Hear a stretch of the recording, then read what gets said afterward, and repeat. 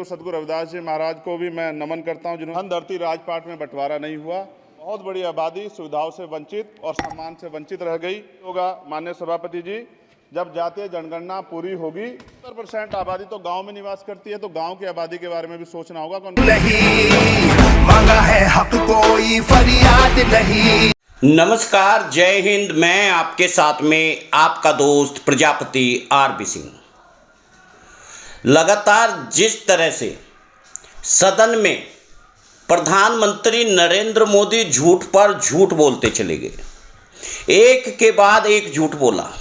जो उन्होंने किया उस पर झूठ बोला, अग्निवीर पर झूठ बोला, एमएसपी पर झूठ बोला। यानी झूठ बोलने की भी हद होती है। हमारे देश के गौरवमयी प्रधानमंत्री नरेंद्र मोदी को आखिर हो क्या गया है?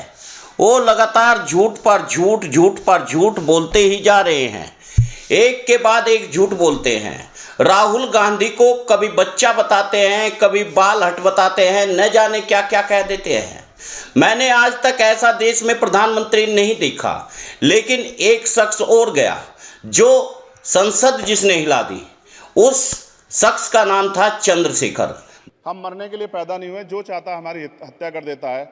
मूछे रखने पे, घोड़ी पे बैठने पे, मटकी छूने पे हमारी हत्या हो रही है। क्या बदला है सर? 70 साल बाद भी दलित पिछड़े मुसलमानों पे हिंसा नहीं रुक रही है सर। दरअसल भीम आर्मी से बहुजन समाज की लड़ाई लड़ते हुए आखिर संसद में पहुंच ही गए चंद्रशेखर। चंद्रशेखर ने जो कहा और जो उन्होंने मांगा, वास्तव में उन्होंने एक बड़ी उपलब्धि प्राप्त कर ली। जो सभापति जी, 14 अगस्त 1947 को ये देश अंग्रेजों के अधीन था। 15 अगस्त 1947 को हम लोग आज़ाद हुए। 16 अगस्त 1947 को देश आज़ादी में था, लेकिन धन धरती राजपाट में बंटवारा नहीं हुआ। जो साधन संसाधन थे उनमें बंटवारा सही रूप से ना होने के कारण एक बहुत बड़ी आबादी सुविधाओं से वंचित और सम्मान से वंचित रह गई। उनको सम्मान देने के लिए और अंतिम व्यक्ति तक सुविधाएं पहुंचे, इसके लिए लोकतंत्र की व्यवस्था हुई। लेकिन आज़ादी के 70 साल बाद भी हम कहाँ खड़े हैं, इस पर ये चिंता का विषय है। मैं मानता हूं कि सामाजिक न्याय तभी होगा माननीय सभापति जी, जब जातीय जनगणना पूरी होगी और जातीय जनगणना कराई जाएगी और साथ साथ संख्या के आधार पर आरक्षण जो है वंचित वर्गों का बढ़ाया जाएगा। मायावती ने कभी मांगा नहीं, जो मायावती ने कभी कहा नहीं, वो चंद्रशेखर ने कह दिया। चंद्रशेखर ने खुलकर कहा कि यह देश 1947 में आजाद हुआ और आज उन 70 सालों के बाद भी हमें हमारा हक नहीं मिला, बहुजनों को हक नहीं मिला। जंगल, जमीन और धन में सही बंटवारा नहीं हुआ। आप यदि किसी घर के सदस्य हैं और उस घर के सदस्य होने के नाते आपको बराबर का हक दिया जाता है, आपको बराबर की आमदनी के लिए साधन जुटाने होते हैं, लेकिन यहाँ किसी के पास 500 बीघा जमीन है, किसी पर 10 फैक्ट्री है और किसी के हाथ खाली है। मिलकर जितना कर्ज लिया है उससे दुगना कर्ज हमारे वर्तमान के प्रधानमंत्री जी ने लिया है। किसान अगर अपना कर्ज माफ कराने के लिए जाता है तो लाठी झेलनी पड़ती है, जबकि सरकार ने धन्ना सेठों का 15 लाख करोड़ रुपया माफ किया है। इस ओर हमें ध्यान देना पड़ेगा, हमारी आने वाली पीढ़ियों को ये कर्ज चुकाना पड़ेगा। यह ही तो चंद्रशेखर ने कहा। अब जातीय जनगणना की जरूरत पड़ गई है और जातीय जनगणना होनी चाहिए। इस पर चंद्रशेखर ने खुलकर कहा कि यह देश 70 सालों से आजाद होने के बाद भी बहुजनों का हक नहीं मिल रहा है। यानी अब इस संसद में एक से बढ़कर एक युवा पहुंच गए हैं जो लगातार भारतीय जनता पार्टी की नींव हिला रहे हैं। उस पे भी शिकंजा कसा जा रहा है। जो पत्रकार सरकार के खिलाफ बोलता है, नौकरी से हाथ धोना पड़ता है। और सोशल मीडिया हमारा हथियार है, उस पे तरह तरह के प्रतिबंध लगाए जा रहे हैं और विरोध करने वालों को सोशल मीडिया हैंडल भी सस्पेंड करा दिए जा रहे हैं। साथ साथ सभापति जी, पेपर लीक और परीक्षाओं के कैंसिल होने से देश के नौजवानों का भविष्य खतरे में है। एक तरफ जहां ओम बिरला सीधे सीधे विपक्ष को डांटते और फटकारते हैं, उन्हें कायदे और कानून बताते हैं, भारत के प्रधानमंत्री बेशर्मता से वे खड़े होकर के राजीव गांधी के ऊपर आक्षेप लगाते हैं, इंदिरा गांधी के ऊपर आक्षेप लगाते हैं, लेकिन कोई गरिमा भंग नहीं होती है सदन की।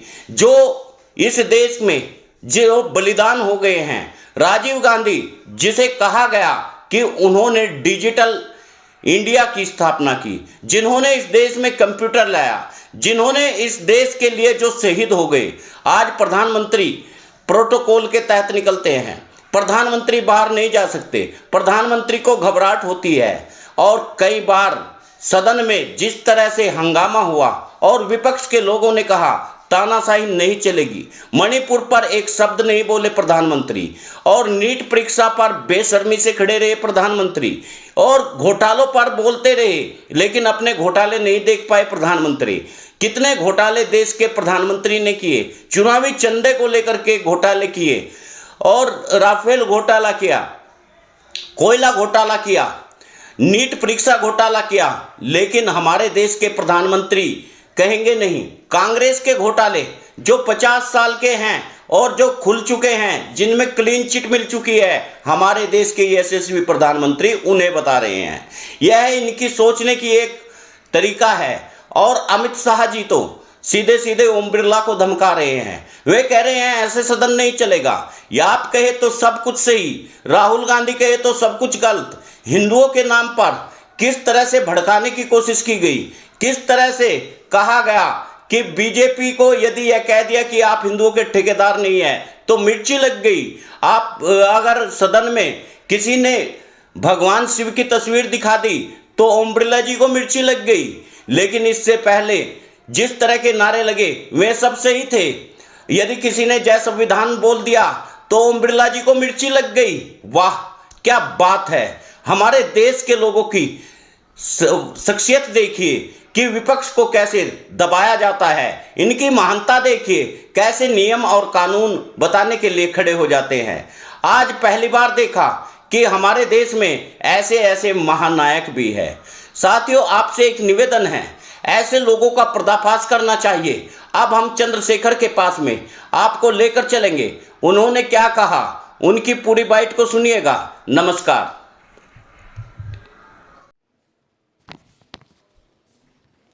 माननीय सभापति जी, जय भीम। महामहिम राष्ट्रपति जी के अभिभाषण पर धन्यवाद प्रस्ताव पर बोलने को आपने मुझे अवसर दिया, इसके लिए मैं आपका आभारी हूं।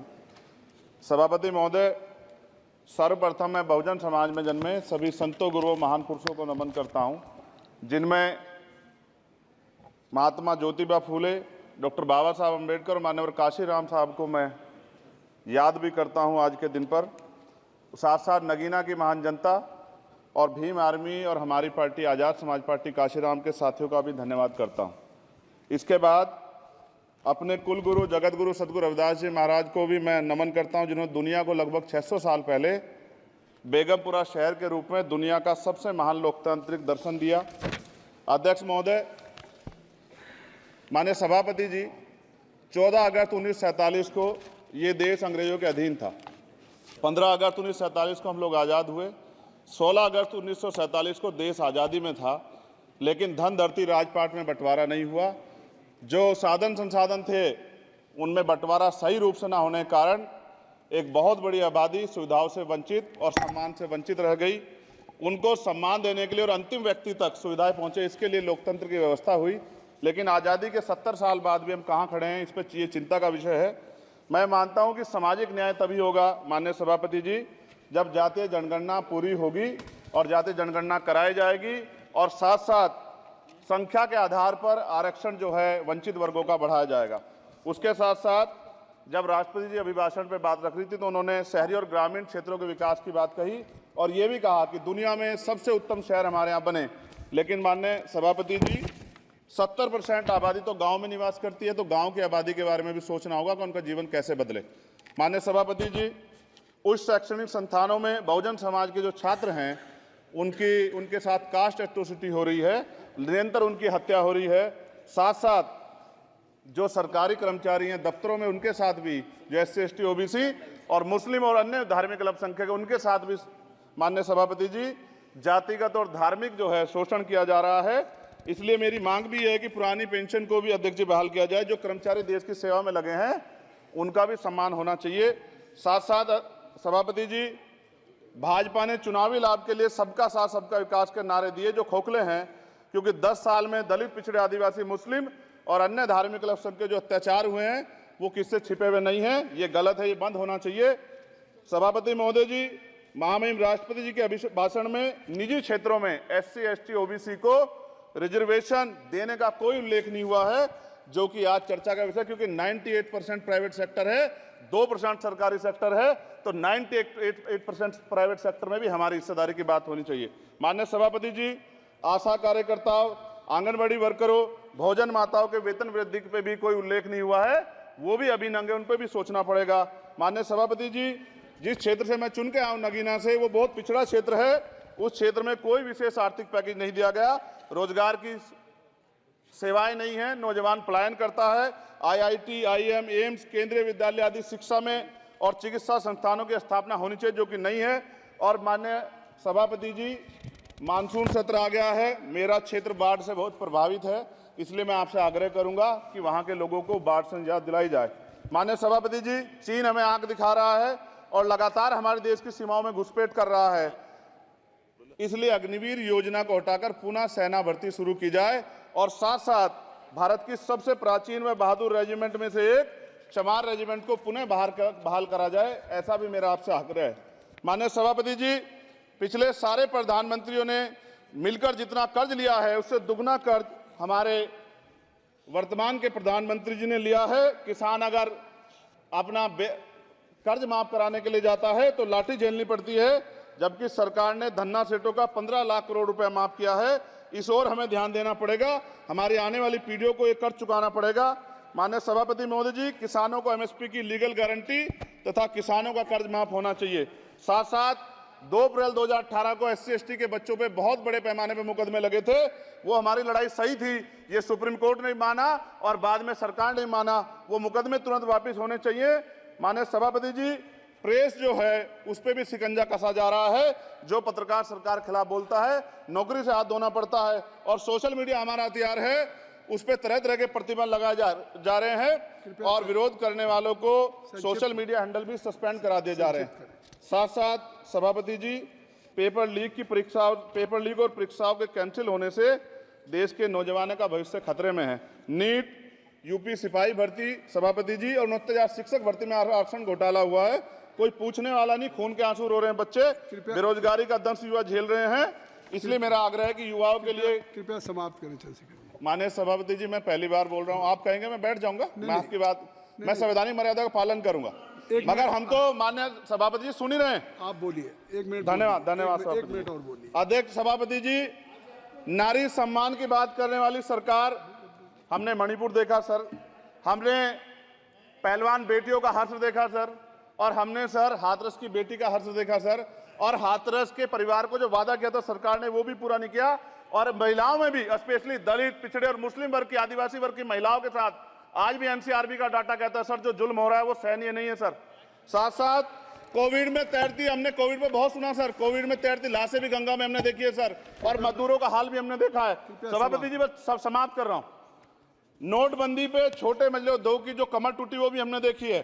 सभापति जी, शैक्षणिक संस्थानों, विश्वविद्यालयों में, चिकित्सा संस्थानों में OBC, ST के योग्य अभ्यर्थी को NFS करके जिस तरह निकाला जा रहा है, लेटरल एंट्री करके जिस तरह हमारे रास्ते बंद किए जा रहे, ये भी हम देख रहे हैं सभापति जी।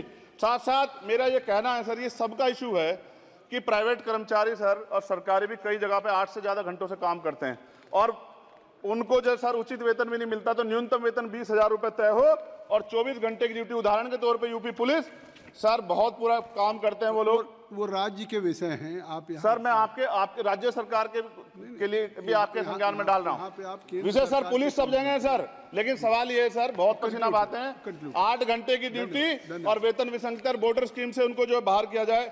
माननीय सभापति जी, 1 मिनट चाहिए सभापति जी, राष्ट्रपति जी ने धर्म के बारे में बात की थी, राम मंदिर से पहले हमारे गुरुघर तुगलकाबाद का फैसला आया था राष्ट्रपति जी, वो सभापति जी अभी तक दिल्ली में स्थित सदगुरु रविदास जी महाराज का गुरुघर नहीं बना। साथ साथ सभापति जी, अपनी बात को खत्म करते हुए मैं आपसे कहना चाहता हूं कि जितना देश दूसरों का है सर, इतना हमारा भी है। हम मरने के लिए पैदा नहीं हुए, जो चाहता है हमारी हत्या कर देता है। मूछें रखने पे, घोड़ी पे बैठने पे, मटकी छूने पे हमारी हत्या हो रही है। क्या बदला है सर? 70 साल बाद भी दलित पिछड़े मुसलमानों पे हिंसा नहीं रुक रही है सर। मेरा आपसे संरक्षण के साथ ये आग्रह है कि इन घटनाओं को रोका जाए। और देश किसी की बपोती नहीं है, देश संविधान से चलता है सर, और संविधान से चलेगा। संविधान छेड़खानी बर्दाश्त नहीं की जाएगी सर। धन्यवाद। कहाँ है न्याय, काम की खोज है पैरों में। एक दलित नहीं, आदिवासी राष्ट्रपति से कहते हैं तुम यहां नहीं आ सकते।